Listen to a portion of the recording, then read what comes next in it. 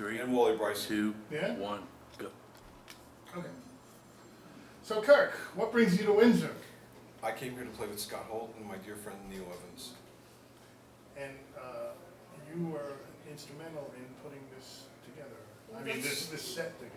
I kind of, Arnie and I have been working with Scott for the past year, and we kind of asked Neil to come and be a part of this celebration. This is the 19th Blues Fest International of Windsor, and it's very important. And how many of these have you done before? Well, I was here 2 years ago with another band I'm involved with Mr. Arnie Goodman, called Texas Scratch, with Jimmy Schuler and Jeff Simon and Buddy Whittington. Okay. Have you played, have you worked in the Detroit, Windsor? Yeah, I've been to, actually, last time I played in Detroit was with Kim Simmons and Savoy Brown in one of his versions in the middle 80s.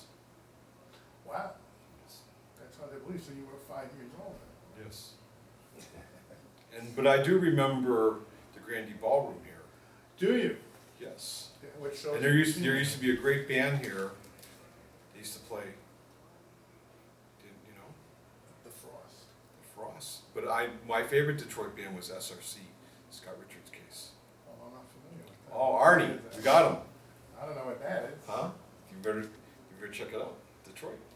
Actually, I'm from Cleveland, and I grew up listening. There was an AM radio station in Windsor, Canada, played all the Motown records, and I've heard. So it's a clear channel. We would hear that, and we'd hear WLS from Chicago. What current projects are you working on? Actually, I'm working on a new Pat Martino record for Warner Japan,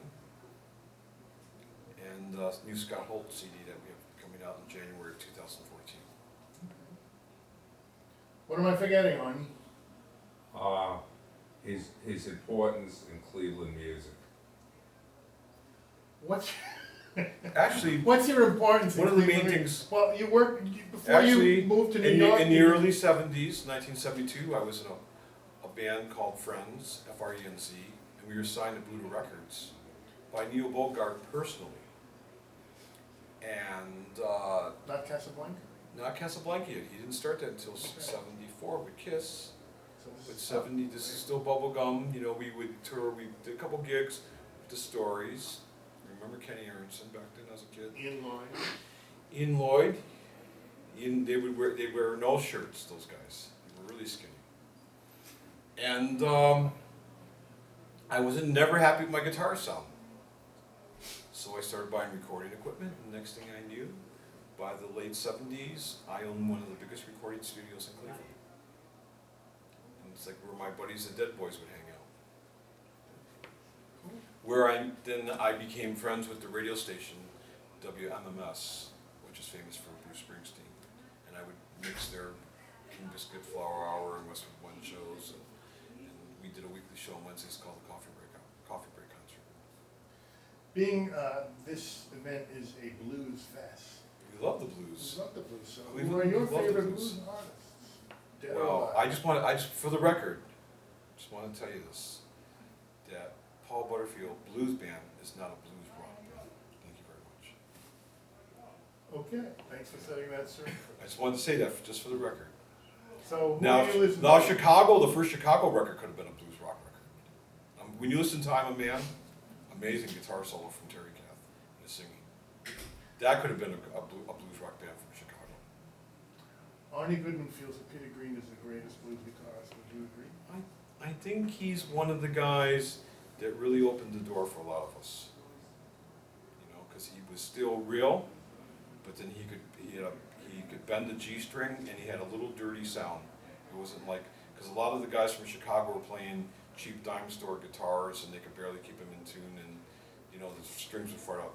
Peter Green had one of the finest guitars, 59 Les Paul. He had like a Selmer amp, a good Vox amp, a good Marshall amp. He always had a great guitar tone. What about Freddie King? Freddie King, he was the king of the twangy guitar sound, but very bright and big, like him, like a big man. And we love the Texas, Talking about Texas, Yeah. actually, the Night of the Kings. There's three. Do you know the three kings from Texas? Yes. Who are they, Gary? Come on. Freddie? Freddie. Wait a minute, I'm doing the interview. Oh. It's Freddie, Albert, and BB. Thank you so much. BB's not from Texas. Well, he is. He's, That- he's For this Yeah. interview, he's from Texas. Barry has come back, Kim Simmons, his favorite guitar. Yes. And you've worked with Kim Simmons? Kim before. Simmons is, to me, classic. He's a national treasure. And for him to move from England to America in the middle '70s, and when he called my studio in 1978, it's one of the greatest days of my life. Because he heard about my recording studio, and I answered the phone. This is Kim Simmons, I hear you have a night. I went, oh my God. And we became buddies, and he was great. I love him so much. But aside from being a great person, what a guitar player.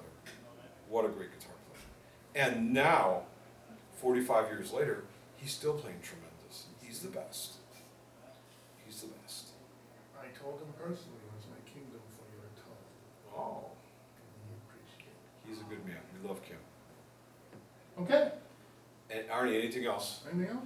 For the record, Tell me an Arnie Goodman story. No, I don't wanna hear that. Arnie Goodman story. We were at the first Rainforest concert. Okay, thank you so much. Drinking Coors.